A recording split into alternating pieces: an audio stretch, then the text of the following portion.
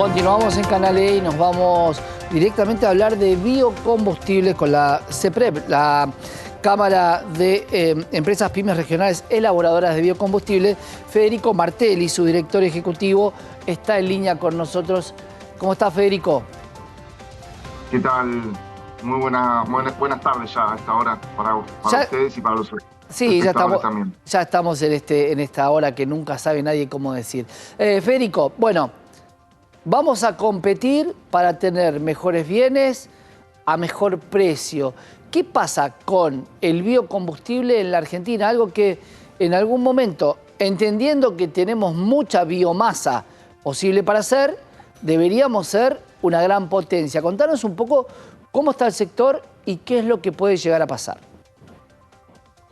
Bueno, el sector viene de un mes y medio de muchísima discusión porque la ley Ómnibus que acaba de caerse modificaba completamente las reglas de juego del régimen de producción y comercialización de biocombustibles. El sistema de biocombustibles en Argentina está dividido en dos. Por un lado, y particularmente el de biodiesel, por un lado las grandes aceiteras concentradas en torno al puerto del Gran Rosario producen biodiesel para la exportación, para el mercado europeo, para el mercado latinoamericano.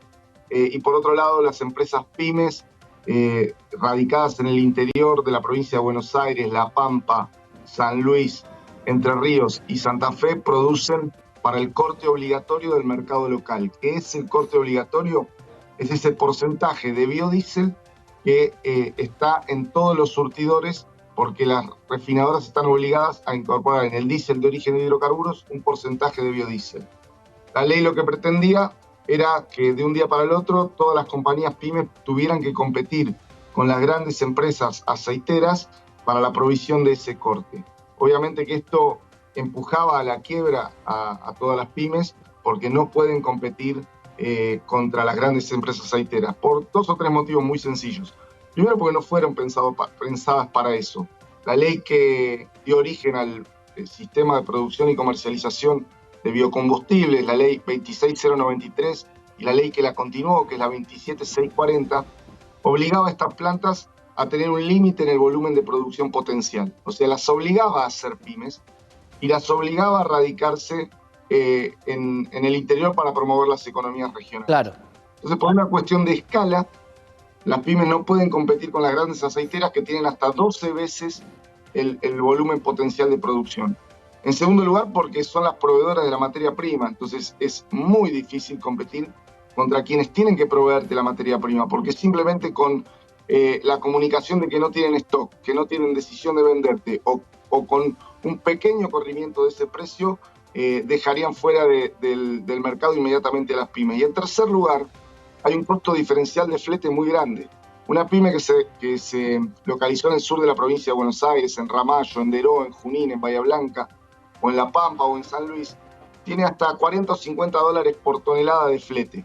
Y no puede competir contra quien ya tiene el aceite en su propia planta, que es la gran aceitera. Y de Rosario, que tiene el puerto automáticamente para la exportación directa por la vía, por la hidrovía, ¿no? Exactamente. Entonces, hicimos los planteos correspondientes a todos los bloques, tanto al bloque del oficialismo, que igualmente tenía la intención de avanzar con estas modificaciones, pero tuvimos muy buena recepción en todos los demás bloques que tenían la disposición de no acompañar la modificación del capítulo referente a los biocombustibles. Que no, claro, que ni se llegó a tratar, porque por supuesto que se terminó en el punto número 5. La pregunta es, en el DNU, ¿hay algo que también hable de biocombustibles que hoy, por ahora, esté vigente? No, en el DNU no hay ningún tema que afecte al tema biocombustibles. La verdad que nosotros estamos con una tranquilidad muy grande porque de pasar de discutir que iban a quebrar las plantas, ahora volvemos a la situación anterior, que es la vigencia de la ley 27640, que además tiene vigencia hasta el año 2030. Acá también había un problema de seguridad jurídica y de derechos adquiridos. Se hace una ley y se le dice a los empresarios, inviertan bajo las condiciones de esta ley. Claro, algo que se dice siempre. Se ponen a producir, se les quería cambiar la regla de juego. Claro, eso también era una muy mala señal para el sector privado. Eso es muy concreto, Federico, porque cambiar las reglas de juego, alguien que puso su pyme, se consiguió un lugar, un parque industrial, invirtió, hoy tiene que salir a competir con las grandes con las diferencias que tiene, ¿no? Esto me hace acordar alguna vez cuando me decían, la pyme no tiene que ser más pyme, tiene que ser una empresa grande. Buenísimo. ¿Con qué capacidad de crédito y con qué capacidad de producción? Porque hoy, ¿cuántas empresas son las pymes que podrían estar afectadas y cuántas familias? Porque también otra de las cosas que va a peligrar es el desempleo, porque si volvemos a los monopolios de empresas que solamente se dedican 4 o 5 empresas a tener esta actividad del biodiesel en la Argentina, también pueden manejar el precio, donde hoy las compañías no tienen ningún tipo de limitaciones con el precio. ¿Qué hay acerca del precio para el biocombustible a nivel nacional? Tocaste 2 o 3 temas importantes. Primero, el del empleo. Las 28 compañías pymes que proveen el corte local emplean de manera directa casi 2.000 personas y de manera indirecta 8.000 personas. O sea que es un mercado laboral de un total de 10.000 personas. Y respecto del tema participación en el mercado de las compañías integradas y el tema precio, nunca hay que perder de vista que participan en el negocio vendiéndole el aceite a las pymes. O sea que ya son parte de la cadena de valor las grandes compañías integradas.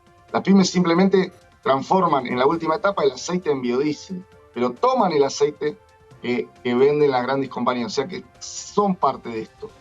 Y una de las excusas que planteaban, o uno de los argumentos que esgrimían las grandes compañías, es que por su productividad, por su capacidad, iban a poder bajar los costos de producción del biodiesel y que por ende esto iba a impactar en un mejor precio para el conjunto de los argentinos.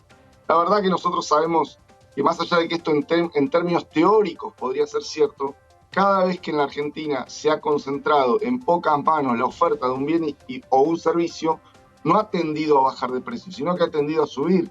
Imagínate 6 empresas o 7 empresas que manejan la producción, la comercialización de aceite de soja y de biodiesel para la exportación y además querían hacerlo para el mercado interno, podían naturalmente cartelizar precio muy rápido para sostener un precio alto que les redundara en mayores beneficios. Esto lo vemos en muchísimos rubros.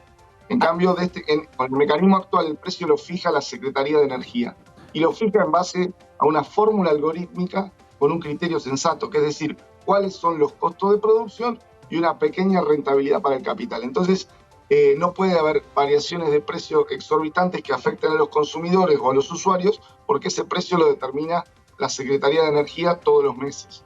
Y eso quedaría sin efecto si no hay pymes, porque de alguna manera lo que vos nos estás planteando es que las pymes son un poco las que regulan este ecosistema, por más que sean mucho más chicas, porque cuando se habla de competencia, de poder competir, no se puede competir en desigualdad, porque ahí no hay competencia, hay exterminio de el que menos puede, porque posiblemente la compañía grande podría decir no te vendo materia prima. Es otra de las opciones que podría existir. Exactamente, y además recalco lo que dije hace unos minutos, las compañías pymes nacieron pymes porque así lo exigía la ley. Para proveer el mercado interno había que ser pyme y había que tener una planta chica y había que radicarse en el interior para fomentar las economías regionales. Fueron creadas bajo este espíritu. De un día para el otro no se les puede decir, ustedes son pymes, vayan a competir contra las grandes que, como bien decís, proveen la materia prima y que además durante los últimos años hemos tenido el problema de que permanentemente proveen la materia prima a un precio más alto que el precio de mercado. Si las grandes aceiteras no nos venden a las pymes el aceite que es... A ver, para el que no está escuchando, el aceite implica el 85% del costo de producir biodiesel. Las compañías no venden ese aceite al precio de mercado. Lo venden al precio de mercado más una prima. Claro. ¿Qué es esa prima? Es un costo aleatorio que las compañías fijan para elevar su rentabilidad. Y nosotros no tenemos más alternativa que comprarles el aceite al precio que nos fijan las compañías. Entonces, nosotros ya sabemos de distorsiones de mercados y sabemos que el libre mercado suena muy bien en los papeles, suena muy bien en los papers académicos, pero que a la hora de llevarlo adelante, en las prácticas económicas, si no hay una sana intervención y regulación del Estado, se producen distorsiones. Y digo sana porque nosotros no pretendemos un Estado absolutamente presente y que en vez de regulador sea obstaculizador.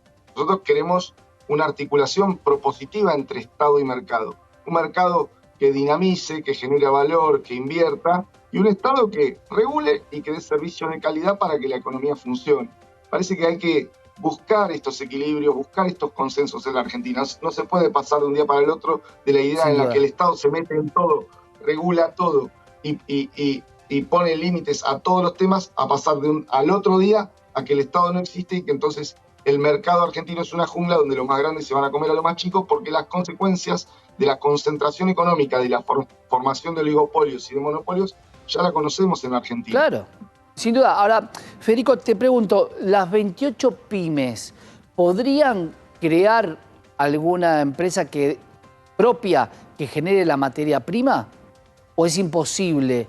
Porque ustedes dependen de una grande que tiene la materia prima. ¿Podrían crear entre ustedes una que abastezca directamente a las 28? No es imposible, son empresas muy grandes que tienen una integración vertical en varios puntos de la cadena. Toman el poroto de soja que le compran directamente al productor, lo muelen y queda por un lado la harina de soja, que es el gran producto, el core del negocio, la harina de soja, que se exporta. Y por el otro lado queda el aceite de soja, que también puede exportarse en crudo, que puede exportarse transformado en biodiesel, o que puede venderse en el mercado interno para que las pymes hagan biodiesel. Para que las pymes puedan desarrollar una compañía de este volumen se requieren muchos años de trabajo, de planificación y crédito. Una inyección muy grande de capital. Claro. Estamos hablando de compañías que son básicamente exportadoras de harina de soja y de aceite de soja. Sí, claro. Entonces, es muy difícil pensar en transformar una pyme local, que por ahí está en Catriló, en La Pampa, o en Nogoyá, en Entre Ríos, en la idea de decir, bueno, me voy a transformar en una exportadora, en una compañía exportadora de harina y de aceite de soja. Estamos hablando de las compañías que controlan el comercio de granos en el mundo hace 100 años. ¿Sí? Y esto, Cargill, Dreyfus, claro, Coco, y esto, que para la Argentina juegan un papel extraordinario, porque la verdad que el complejo agroindustrial argentino y el complejo de aceitero argentino es líder a nivel global. La Argentina es el principal productor de aceite de soja del mundo. Esto no tiene que terminar como aparentemente ahora es, en una pelea entre las pymes y las grandes. Claro. Esa es una falsa grieta, es una falsa dicotomía. Se produce en este momento porque las grandes quieren avanzar sobre el negocio de las pymes y mandarlas a la quiebra. Bueno, pero nosotros eso es muy claro lo que está diciendo. Eso es muy claro porque... Bueno, pero no debería ser así. Tenemos que construir una alianza propositiva para desarrollar valor en la Argentina. Bueno, muchas veces se plantea para qué está la ley, ¿no?